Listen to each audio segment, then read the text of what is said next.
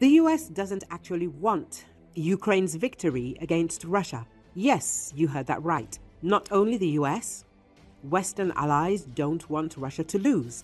It might sound surprising at first, but when we dive into this, there is much more at play. There is no doubt that the US has been Ukraine's biggest backer in the war, supplying billions of dollars in weapons, intelligence, and humanitarian aid. But the help always seems to come with conditions, whether it's delayed shipments of tanks, slow delivery of air defense systems, or restrictions on using long-term missiles. Many experts think this isn't just about logistics or timing. It's a calculated move to avoid pushing Russia into a dangerous catastrophe like a nuclear strike, or triggering World War III. Ever since the start of the full-scale invasion on February the 24th, 2022, the White House has been haunted by the danger of World War III. Imaginary red lines have been drawn around Russia, giving the Kremlin a safe zone from Ukrainian attacks with Western-supplied arms. But while these red lines may prevent greater conflict, they also offer Russia a protective bubble, allowing its forces to regroup and rearm. Let's see, how has this manifested on the battlefield? Take the example of Ukraine's long-standing request for tanks. When Kyiv asked for Western battle tanks to defend against Russia's offensive, the debate in Washington dragged on for months. By the time Ukraine finally received Abrams tanks, it was late in the game, too late to change the course of key battles. Even then, the US only sent 31 Abrams tanks.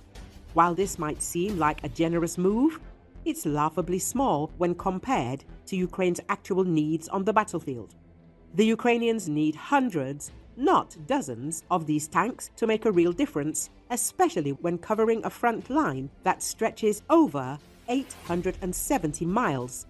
The story repeats itself with other crucial systems. The much-anticipated delivery of ATACMS long-range missiles, which could have allowed Ukraine to strike deep into Russian-occupied territory, was held up for months due to US concerns over escalation. When the missiles finally arrived, they were limited in both range and number. Air defense systems like the Patriot missile batteries faced similar delays. For instance, during crucial battles, Ukrainian forces faced severe shortages of artillery shells and air defense munitions due to delays in US aid approval, which allowed Russia to exploit weaknesses in Ukrainian defenses. Even more persuasive is President Zelensky's recent admission that it was impossible to save one of Ukraine's largest thermal power plants from destruction because, at a crucial moment, there simply weren't enough anti-aircraft missiles to defend it during yet another massive Russian air raid. Even now, F-16 fighter jets promised by the West are trickling in far too slowly to change the balance of power in the skies. According to Ukrainian military analyst Ivan Kirichevsky, the United States gives us too little to even stop Russia from advancing. He's not alone in this assessment. Carolina Hird, an analyst at the Institute for the Study of War, highlights that Western aid is not yet necessarily arriving at the scale necessary for Ukrainian forces to fully turn the tide. The problem isn't just the slow delivery of weapons, though that's a critical issue. It's also the restrictions placed on how Ukraine can use those weapons. While the US has supplied Ukraine with artillery, armored vehicles, and air defense systems, it has limited Ukraine's ability to strike Russian supply lines deep inside occupied territories. For example, the US has repeatedly blocked Kyiv's use of advanced weapons like ATACMS to hit strategic targets inside Russian borders. The limited supply of Bradley infantry fighting vehicles, IFVs, to Ukraine is another example.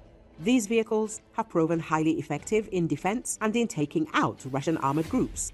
Yet, despite their success, Ukraine received only 300 Bradleys.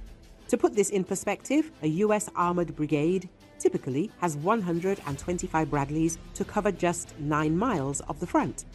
Ukraine is expected to cover nearly 870 miles of front lines with a fraction of that support. But all these limitations are not coincidence. The US has carefully calibrated its support to avoid escalating the conflict. But why this hesitation? Why doesn't the US deliver what Ukraine needs to win?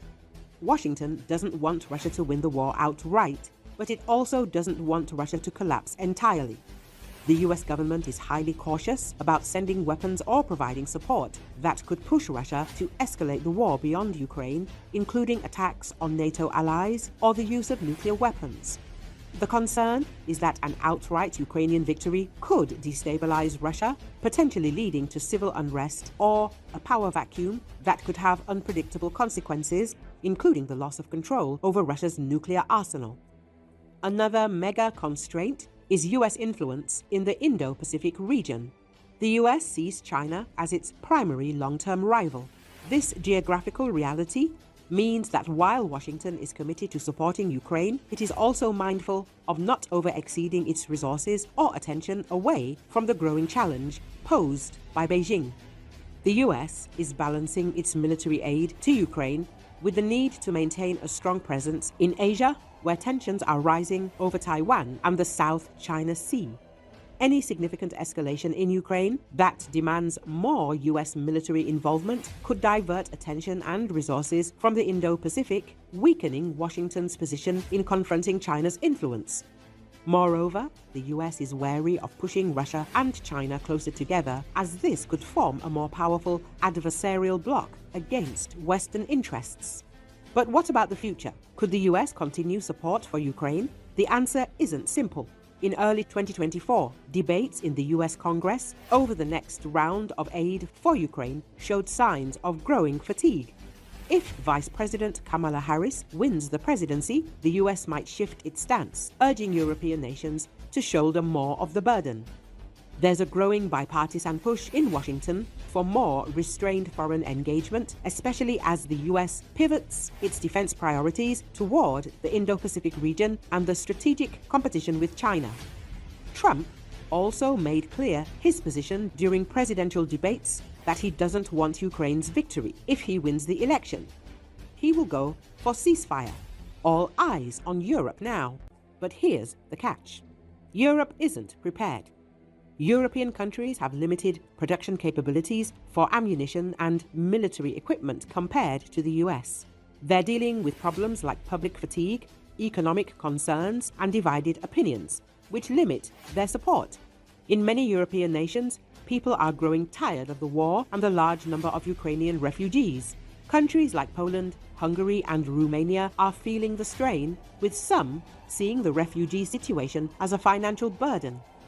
This is becoming a political issue, with parties using anti-immigration sentiment to gain votes.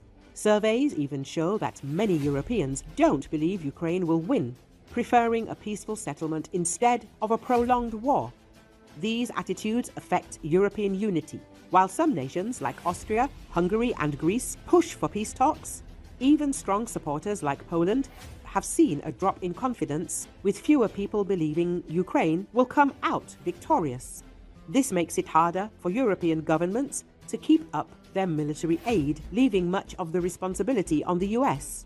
Europe also faces challenges with its defense industry. Unlike the US, which can produce and send large amounts of weapons, European countries struggle to match it. This forces them to rely on American aid more heavily, which impacts the overall level of support Ukraine gets. Additionally, European governments are dealing with their own financial issues and elections, which make it harder for them to prioritize Ukraine. With Europe not being fully united and having limited resources, Ukraine stays dependent on US help, meaning any cuts or delays in US aid hit Ukraine even harder. What do you think? Should the US give Ukraine weapons to win against Russia, or avoid it not to provoke World War III? Share your thoughts in comments.